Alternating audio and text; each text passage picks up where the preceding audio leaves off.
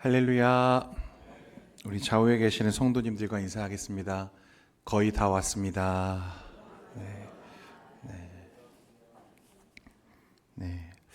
저는 오늘쯤 되면 우리 성도님들이 좀 힘들지 않을까 했는데 이렇게 많이 오셔서 대단히 감사합니다. 여러분들의 삶 속에 하나님의 은혜와 말씀의 기쁨이 늘 충만하시기를 간절히 소망합니다. 여러분, 우리가 세계관이라고 하는 단어를 자주 사용합니다. 들어본 적 있으시죠? 세계관이라고 하는 것, 여기서 이건 관점을 말하는 거죠. 세계를 바라보는 관점이다.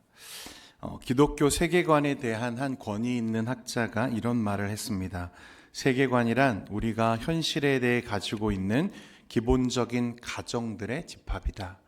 조금 어렵게 들릴 수 있지만 좀 쉽게 말하면 세계관이란 내가 세상을 바라보는 기본적인 틀이기도 하고 내가 인생을 해석하는 출발점을 이야기하기도 합니다. 여러분, 저와 여러분 모두는 세계관을 가지고 있습니다. 그것을 의식하느냐 의식하지 못하느냐의 차이는 있지만 다들 자신만의 세계관을 가지고 우리 모두 살아가고 있는 거죠. 여러분, 이 세계관은 실제로 우리 삶에 지대한 영향을 미칩니다. 예를 들어보면 인간은 우연히 진화한 존재다라고 믿는 사람과 인간은 하나님의 형상으로 창조된 존재다라고 믿는 사람은 인간의 존엄성을 전혀 다르게 이해할 수밖에 없습니다. 역사는 힘 있는 자가 만드는 것이다 라고 믿는 사람과 역사는 하나님의 섭리 안에서 진행된다고 믿는 사람은 같은 국제의 정세를 보면서도 전혀 다른 해석을 할 수밖에 없습니다. 고난은 그냥 불운이다 라고 보는 사람과 고난 속에도 하나님의 뜻이 있다고 믿는 사람은 같은 고난의 시간을 보낸다 하더라도 완전히 다른 태도일 수밖에 없는 것입니다. 상황은 같아도 해석이 다르고 해석이 다르면 선택이 달라지고 선택이 다르면 인생의 방향이 달라질 수밖에 없다는 것입니다. 이 모든 차이를 만들어내는 것은 바로 이 세계관에 있습니다. 제가 예전에 한 제자가 믿지 않는 자매와 결혼하는 걸 본 적이 있습니다. 저는 좀 안타까웠는데 신실한 청년이었습니다. 사회에서 일을 하다가 직장에서 만나서 전혀 믿지 않는 자매, 믿지 않는 가정과 결혼하는 걸 제가 봤습니다. 연애할 때까지는 괜찮았습니다. 행복했는데 결혼하고 나니까 얼마 지나지 않아서부터 문제가 생기기 시작했어요. 어떤 문제였을까요, 여러분? 세계관의 충돌입니다. 두 사람은 같은 시대, 같은 시간을 살지만 전혀 다른 세계관을 가지고 자라왔거든요. 그 가정은 오래 지속되지 못했습니다. 여러분, 이 세상은 절대 중립적인 그런 세상이 아닙니다.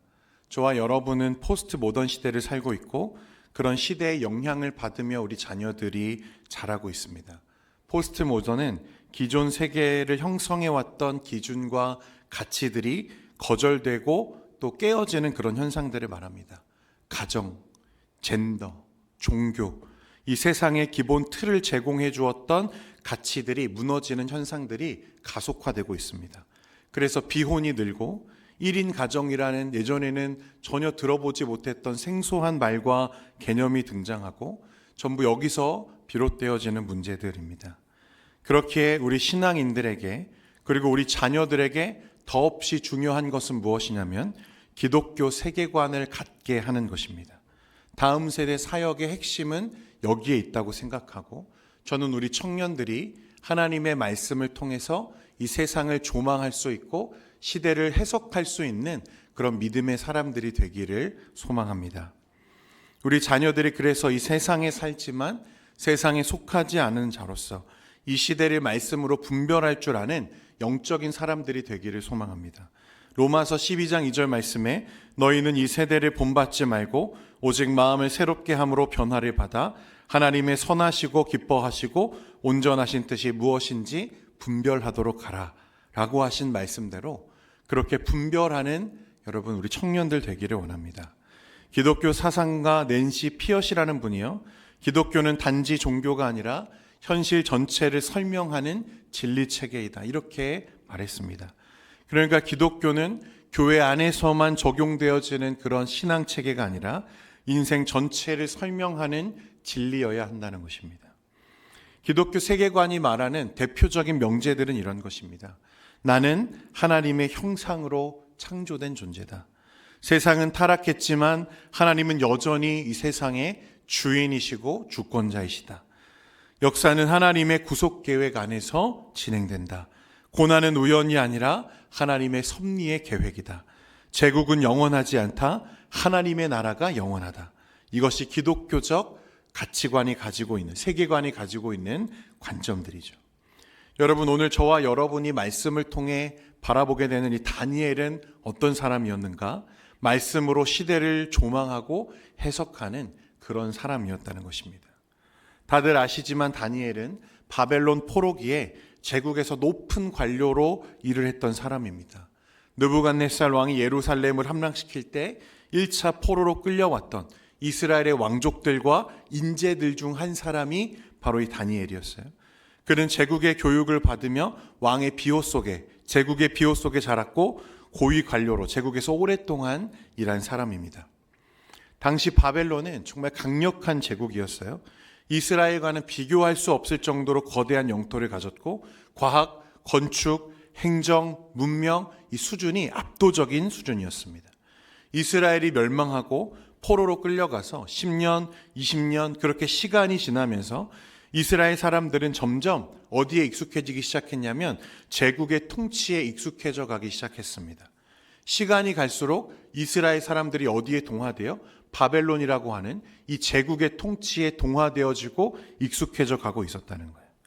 그도 그럴 것이 도무지 이 바벨론이라고 하는 거대 제국이 더 이상 여기서 자신들이 벗어날 수 있을 것 같지가 않아 보였다는 것입니다. 그 시대는 그렇게 보였어요. 가능성이 안 보이는 거죠. 그러는 사이에 언어, 교육, 철학, 문학, 사고방식 점점 사람들이 제국화되어 가는 것입니다. 여러분, 이 세상의 관점들은 중립적이지 않다고 했죠. 세계관들은 이 거대한 흐름과 같아서 소리 없이 우리를 동화시키고 그것에 물들게 만들어 갑니다. 오늘날 교회들도 마찬가지. 교회는 다니지만 세상과 생각이 같아지고 성공의 기준도 세상과 같아지고 두려움의 기준이 세상과 같아지는 세속화 현상이 계속해서 일어나고 있다는 것입니다. 정체성이 흐려지고 하나님 나라의 백성이라는 감각이 무뎌집니다. 바벨론의 속에 살아가면서 그들의 사고방식이 흘러 들어온다는 거예요. 그런 시대 속에 다니엘이 지금 하나님 앞에 서 있는 것입니다. 오늘 2절 말씀에 보니까 그런 다니엘이 어느 날 깨닫게 되는 날이 있습니다. 2절 말씀 같이 읽겠습니다. 시작. 곧 그 통치 원년에 나 다니엘이 책을 통해 여호와께서 말씀으로 선지자 예레미야에게 알려주신 그 연수를 깨달았나니 그치리라 하신 것이니라. 아멘. 다니엘이 말씀을 읽다가 특히 예레미야 29장 말씀에 선지자가 예언했던 여호와께서 말씀으로 선지자 예레미야에게 알려주신 그 연수를 깨달았나니 이스라엘 포로기의 의미와 그 기한을 그가 깨닫게 되었다고 말씀합니다. 여러분, 이스라엘의 멸망과 바벨론의 통치가 누구의 계획입니까? 하나님의 계획이었습니다. 하나님을 떠나서 우상을 숭배하고 반역했던 이스라엘을 향한 하나님의 징계의 시간들이죠. 그런데 그 징계가 과연 영원한가? 그렇지 않다는 것입니다. 여러분, 앞에 설명했지만 겉으로 보기에는 뭐가 영원해 보여요? 제국의 통치가 영원해 보이는 그런 시대입니다. 제국은 시간이 지날수록 계속 발전하고 세력은 여전히 강성하고 말 그대로 제국의 통치가 영원할 것처럼 그 시대에 보이는 거죠. 그런데 하나님의 말씀을 보니까 어떻게 되어 있습니까? 아니다. 그게 영원한 시간이 아니라는 거예요. 70년이라고 하는 시간이 지나면, 하나님이 정하신 그 때가 지나면 어떤 시간이 있다는 거죠? 회복의 시간이 있다는 것을 그가 깨닫게 되었어요. 여러분, 이 70년은 어떤 의미입니까? 하나님의 때를 말하는 거죠. 완전수입니다. 완전수의 완전수를 곱하는 거죠. 그 시간이 차면 다시 돌아온다는 거예요. 제국이 얼마나 크든지 얼마나 강하든지 상관없이 하나님께서 그렇게 정하셨고 그렇게 행하실 거라고 말씀을 통해 깨닫게 되었다는 것입니다. 그러니까 다니엘은 지금 말씀을 통해서 그 시대를 해석해 가기 시작하는 거예요. 눈에 보이는 바벨론을 믿을 것이냐, 눈에 보이지 않는 하나님의 약속을 믿을 것이냐. 그는 약속을 붙들고 하나님을 선택하기 시작합니다. 하나님 나라 백성은 여러분 그러므로 눈에 보이는 힘보다 눈에 보이지 않는 약속을 신뢰하는 자들인 줄 믿으시기를 바랍니다. 여러분 그러나 믿음은 현실을 부정하는 것은 아니에요. 현실 위에, 현실 넘어서 이 세상을 이끌어 가시는 주권자 하나님을 신뢰하는 것입니다. 다니엘은 바벨론의 그런 시대를 해석하지 못할 만큼 어리석은 사람이 아니죠. 그러나 그는 무엇을 더 크게 봅니까? 그 바벨론이라고 하는 제국과 그 시대보다 하나님을 더 크게 보았다는 것입니다.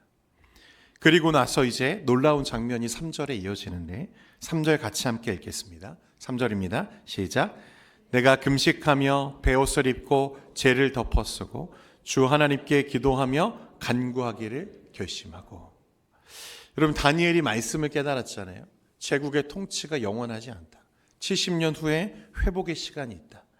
여러분 그런데 깨닫고 좋아하거나 그는 흥분하지 않았습니다. 말씀에 보면 뭐합니까? 금식하며 베옷을 입고 죄를 덮어쓰고 회개의 기도를 올리기 시작합니다. 그리고 그 회개의 기도가 4절부터 16절까지 나오죠. 그 내용을 쭉 살펴보면 우리가 죄를 범했다는 것입니다. 하나님 이 징계가 마땅합니다. 율법을 떠나서 우상을 숭배하고 범죄하고 악을 행한 우리는 이런 수치를 당하기에 마땅하다고 고백합니다. 그리고 나서 17절에 보십시오. 우리 17절 같이 읽겠습니다. 시작. 그러하온즉 우리 하나님이여 지금 주의 종의 기도와 간구를 들으시고 주를 위하여 주의 얼굴빛을 주의 황폐한 성소에 비추시옵소서. 여러분 다니엘은 개인적으로 큰 죄를 범한 기록이 없습니다. 그는 신실한 사람이었고 우상 앞에 절하지 않았고 기도를 멈춘 적이 없고 신앙을 타협한 적이 없습니다.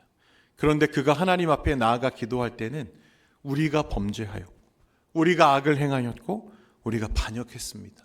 이렇게 고백하죠. 그러니까 그는 그 민족과 공동체의 죄를 자신의 죄로 끌어안고 하나님 앞에 울며 기도했다는 것입니다. 여러분 이 다니엘의 기도가 진짜 기독교적 세계관을 가진 사람의 고백이었다는 것을 여러분 꼭 깨달을 수 있기를 바랍니다. 말씀으로 세상을 바라본다는 것은 기독교적 세계관을 가진다는 것은 세상과 거리를 두고 냉소적으로 비판의 자리에 서는 것을 말하는 것이 아닙니다. 높은 곳에 올라서 내가 깨달았다는 것을 거들먹거리는 그런 비판적 태도를 갖는 것이 아닙니다. 하나님의 마음을 품고 하나님과 같은 방향을 바라보는 것인 줄 믿으시기를 바랍니다. 말씀을 통해 깨닫고 나니까 다니엘은 울 수밖에 없었습니다. 하나님의 마음을 알고 나니까 견딜 수가 없이 괴로웠습니다. 베옷을 입고 금식하며 죄를 뒤집어 쓰는 것은 극심한 애통과 슬픔을 말하는 거예요. 말씀으로 세상을 본다는 것은 하나님의 관점으로 세상을 보는 것이고 하나님의 관점으로 본다는 것은 하나님의 마음으로 세상을 보는 것입니다. 그때 사람은 비판자가 아니라 중보자가 되는 거예요. 그때 냉소주의자가 아니라 눈물의 사람, 기도의 사람이 되어야 한다는 것입니다. 사랑하는 성도 여러분, 이 시대에 하나님이 주목하시는 사람은 이런 사람인 줄 믿으시기를 바랍니다. 하나님 나라 백성으로 이 시대를 사는 것도 마찬가지예요. 그것은 세상 밖으로 도망치는 것이 아닙니다. 세상 속에서 사는 것이지만 세상의 해석을 그대로 받아들이지 않는 삶입니다.